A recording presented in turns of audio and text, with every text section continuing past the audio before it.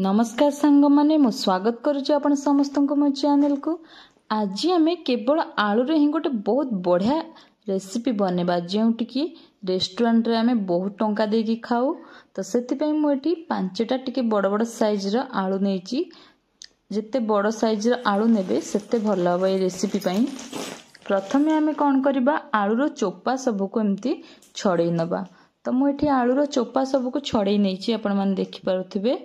एबे आमे आलू चारिपटरू एमती छोट छोट पीस करी काटी नबा। आमे आलू को गोटे स्क्वायर शेप दबा को चाहूचे, सेति पई एमती आलूर चारिपट को एमती टिके टिके काटी नौचे।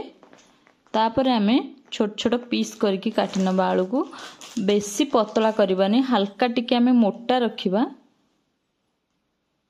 तो एही परि भाबरे काटी नबा।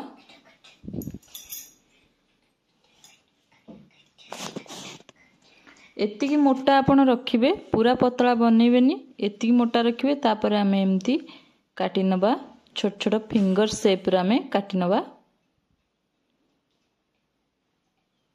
आ काटी सारला पर आमे संगे संगे आलू गुडा को पानी रे पकई नबा, नहेले हमर आलू सब कला पड़ी जिवो। तो सेत पे आमे संगे संगे काटी की आलू सब को पानी रे पकई नबा। आउ याको भल से धोई नबा। पाखापाखि 3 ରୁ 4 थर मोठी धोई नेची। तापर देखंतु पूरा सफा देखा जाउची पानी आपण माने देखि परथिबे। एबे हम कोन करबा, गोटे पात्र रे पाखापाखि लीटर किंबा 1.5 लीटर पानी नबा। सेथिरे हमें टिके लूण पकई नबा, टिके अधिक लूण मोठी पकईची। आउ एटी गोटे टेबल स्पून हमें लेमन जूस पकई नबा। तापर हमें कोन करबा, पानी हल्का गरम हे गले हमें आलू को पकई नबा। आउ फ्लेम को आमे मीडियम रे ही रखिबा। पाखापाखि 4 ରୁ 5 मिनिट पई आमे हाकू छाड़ी दबा आलू को सिझिबा पई।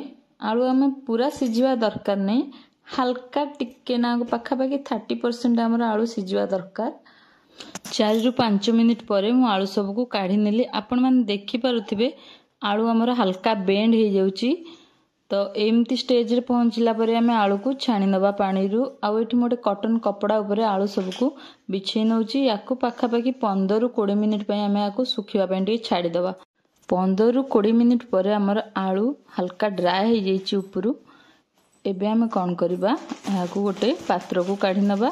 देखि परथिबे आलू हमर ड्राई हे जाईची। याकू मु फैन तळे सुखै नेइतिली 15 मिनिट पई। एबे हमें एथरे कोन करबा, गोटे टेबल स्पून कॉर्नफ्लोर दे दबा। कॉर्नफ्लोर देकी याकू भलो से मिक्स कर नबा। अधिक कॉर्नफ्लोर दबानी, हल्का गोटे कोटिंग आलू ऊपर जेमती हे जिवो सेत पे मोटे गोटे टेबल स्पून कॉर्नफ्लोर देइची। एबे हमें एठी तेल को गरम कर नबा भलो से। तेल को मु एठी बहुत बढ़िया से गरम कर देइतली। एबे हमें आलू को पकई नबा। पाखापाखि 2 ରୁ 3 मिनिट पर्यंत मीडियम फ्लेम रे हमें हाकू फ्राए करबा।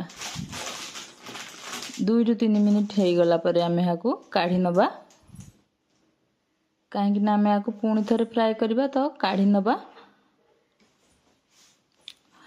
एही रेसिपीटी सतरे बहुत बढ़िया बनी थाए। आपण माने घरे मध्य एही उपाय बनै परिबे। रेस्टोरेंट रे तो आपण माने जानिथिबे केते टंका। आ घरे बहुत सहज रे आपण बनै परिबे। फ्रेंच फ्राइज बहुत इजी एवं खाइबा पे मध्य बहुत टेस्ट लगी थाए। तो मु सब आलू गुडा को एमती छाणी नेली हल्का हल्का करके।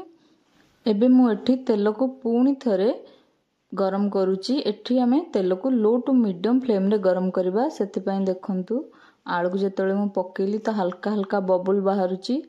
बेसी गरम करबानी, लो टू मीडियम फ्लेम रे ही रखिबा। आ लो टू मीडियम फ्लेम रे हमें हाकू फ्राए करबा।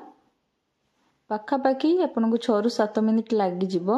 हाई फ्लेम रे फ्राए करबेनी, नहले फ्राए कर सरला परे संगे संगे पूरा सॉफ्ट पड़ जिवो आलूटी बाहरु। तो देखंतु ये हमर 6 ରୁ 7 मिनिट परे हमर फ्रेंच फ्राइज रेडी हो जाइछि। आपण माने देखि पाथो केते सुंदर देखा जाउछि। आ खाइबा पे मध्य सतरे बहुत टेस्टी थिला। आपण आवाज तो जानि पारुथिबे केते क्रिस्पी बनिछि हमर फ्रेंच फ्राइज। आपण मन थरे निश्चय ट्राई करंतु घरे, सतरे बहुत ही टेस्टी बनिबो। देखंतु केते सुंदर बनिछि हमर फ्रेंच फ्राइज। बाहर पूरा क्रिस्पी और भीतर पूरा सॉफ्ट। मु आपन को देखौछि गोटे, देखंतु केते क्रिस्पी बनिछि हमर फ्रेंच फ्राइज। रेस्टोरेंट रेसिपी आपण मैंने घरे बनईकी खाईपर अति सहजरे आपण या टमाटो केचप सहित लगे खातु आपको बहुत टेस्ट लगे कि कौन चटनी सहित लगे खाईपर। आशा करुँच आज भिडियोटी आप समस्त को बहुत बढ़िया लगे। पुणी देखा नुआ एक रेसिपी नुआ एक वीडियो पर। धन्यवाद।